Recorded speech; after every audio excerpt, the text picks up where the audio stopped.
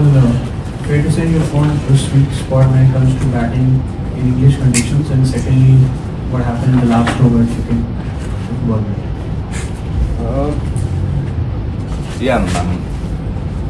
I'm happy that batting at the top of the order, and I've always enjoyed batting at the top of the order. Always batted there, even in my junior cricket and all my early days. I've always batted at the top of the order, so that's something that feels quite good, and happy being in that place. And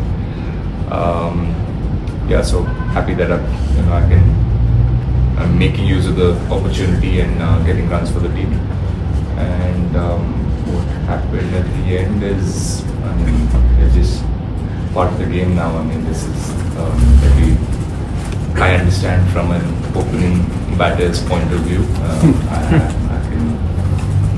I know exactly what is going on, and everyone knows exactly what is going on, but an opening batter will understand completely what happened in the last 5 minutes. Akashvani Kolkata শুরু হচ্ছে মহিলা মহল। উপস্থাপনা ও প্রযোজনায় বেলা দে।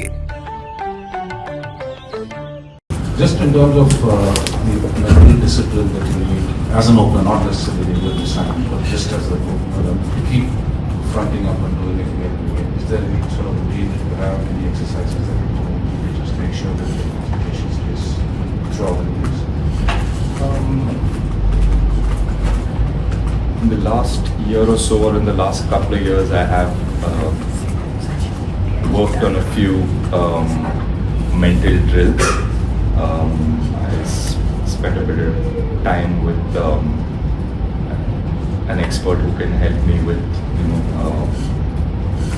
improving my reaction time, and some mental drills and games that you can play that help you get better with your reaction time and stuff like that. It's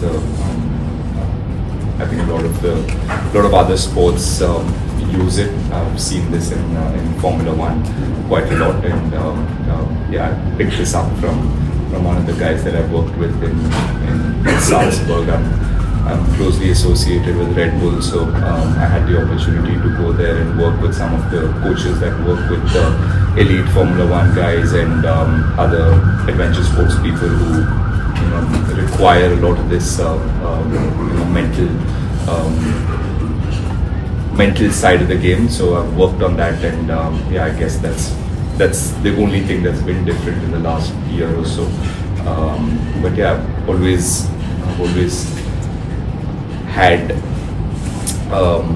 enjoyed batting long periods of time. Even when I was growing up, even when I played junior cricket, I always enjoyed batting long hours, and I could focus for long hours. But I think a bit of this has just helped me in the last few years. You came here as a senior most specialist batter on the side, and now you've got 2 centuries and a half century here.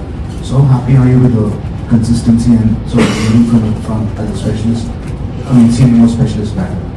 Yeah, that's something that I've strived for all my career, is to be consistent and perform on a consistent basis, and be one of the guys on the team that the team can look up to and really count on. So I'm happy that the performances are coming through in the last few years. My mindset or my hunger or my passion towards the game has always been there, but in the last few years I think the performances are showing. KL, you and Rishabh are both wicketkeeper batters, but it seems like you have nothing else in common from your style to your demeanour. But taking offence to that? No, now I feel bad. You know what I mean, though. It's you have such different styles and demeanours. Do you have things in common on or off the field, and that maybe we don't know about? And what are the conversations or the way you work your partnership together that you have out there?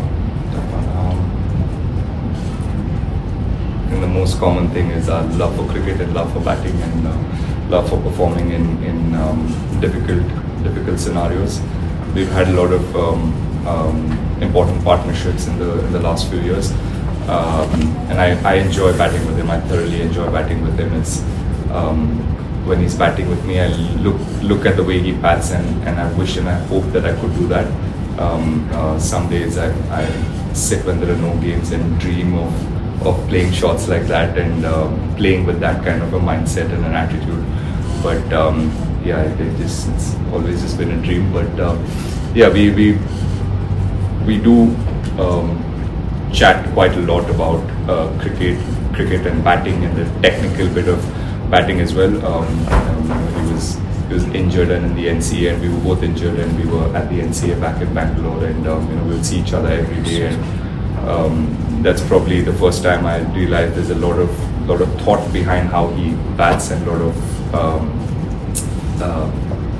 yeah, he is a deep thinker of the game, though it may not seem that way or suggest with the way he plays, but it's something that suits his game, and that's all. Obviously for me it's been great to understand how he thinks and get a little bit of a deeper insight into his mind. So yeah, that's probably it, and yeah, we both get along pretty well. We're great friends off the field as well, but yeah, common, yeah, very few things. Rahul, hi, well played. Rahul, is there a conscious effort, because a lot of players, batters around you are a bit flashy, but we saw in fact lately that you've been restrictive perhaps.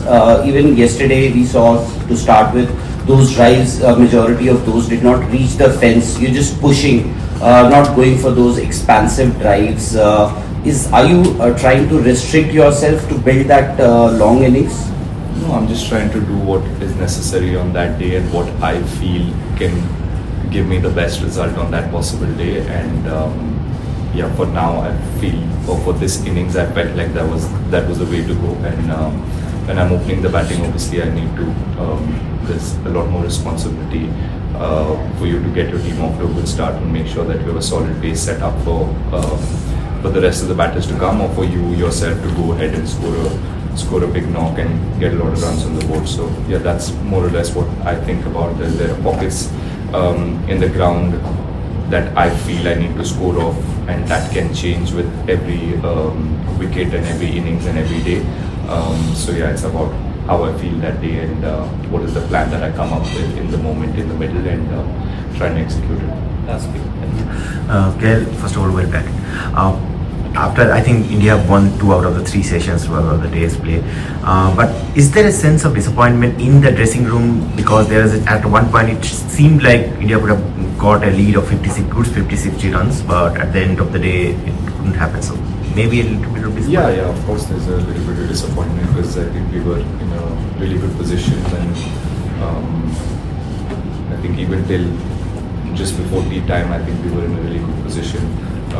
Obviously, me and Rishabh got that long partnership, but we both got out.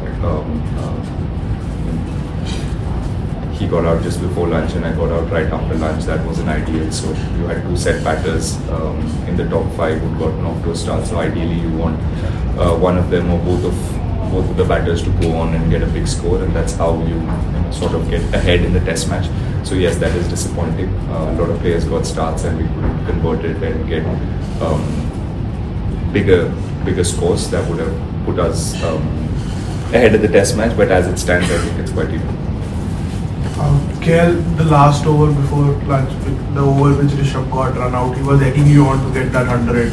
Even one ball which you played towards sweeper cover, he said, "Seedha tha chauka lag jata." Then he got out the way he did. So what were your thoughts then? Because you looked very disappointed standing there looking at the big screen when the replay was being shown. And second, since you spent a lot of time today batting with him with that injured finger, how difficult was it for him to actually hold the bat? Because there were certain situations where the bat was giving him that jarring experience and he looked in a lot of pain. So your thoughts about it? Long question. Yeah. First, yeah, obviously not ideal, and there was a conversation a couple of overs before that. I told him that I'd try and get my 100 if possible before lunch, and with Bashir bowling that last over before lunch, I thought there's a good chance for me to get it. But yeah, unfortunately, I hit it straight to the fielder. It was a ball that I could have hit it for a boundary, but I hit it straight to the fielder, and then I think he just wanted to rotate the strike and see if he can put me back on strike. But yeah, it shouldn't have happened. Run out at that stage was didn't really change the momentum, and yeah, it was disappointing from for both of us. Obviously, nobody wants to throw their wicket like that. Or yeah, and the second part. Pant finger pain. Yeah, obviously he was in a lot of pain, gripping the bat, and when the ball hits your bat, there's a lot of friction and a lot of. He got hit on the gloves as well a couple of times, which was not ideal. So yeah, he was in a lot of pain, and he kept telling me that that he was missing out on a lot of balls that he felt like should have gone for boundaries, and he was very disappointed with that. But yeah, I just had to tell him to weigh his options and see what are the best shots he can score boundaries of, rather than getting upset with the areas he can't score of. So yeah, he seemed pretty calm. Otherwise, yeah, he was in pain, but yeah, he was more than happy and more than willing to do the job and fight the fight for the team. KL, Shubman seemed pretty fired up at that final over at the end. Have you seen him like that before? And do you expect tomorrow morning when you come to bowl again, you'll be any more fired up, or England get a bit more chirp from around the bat as a result of what went on this evening? Yeah, I mean, I have seen him fired up, but obviously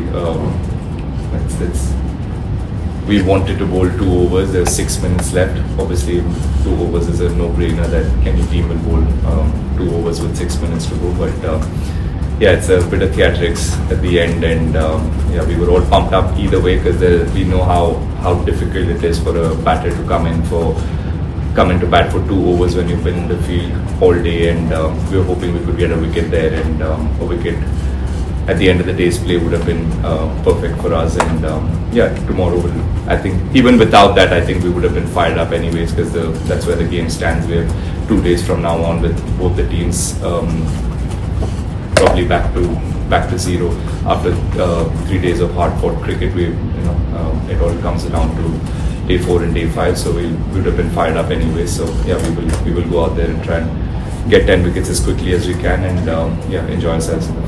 Final question. Okay,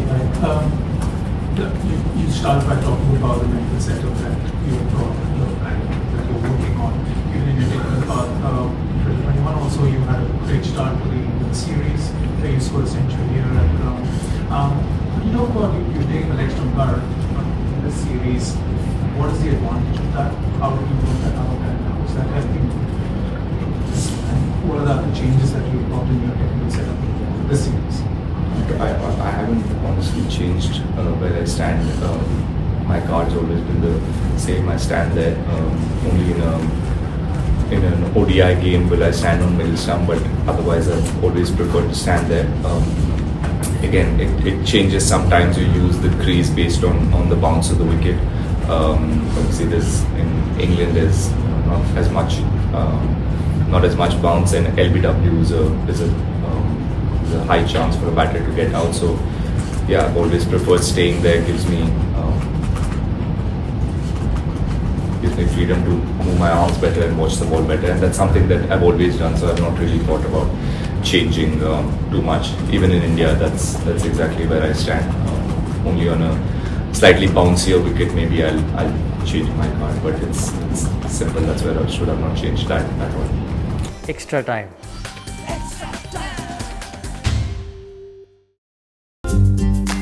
latest news আর exclusive ভিডিওর সঙ্গে update থাকতে এখনই subscribe করুন আমাদের YouTube channel. Bell আইকনে click করতে ভুলবেন না যেন।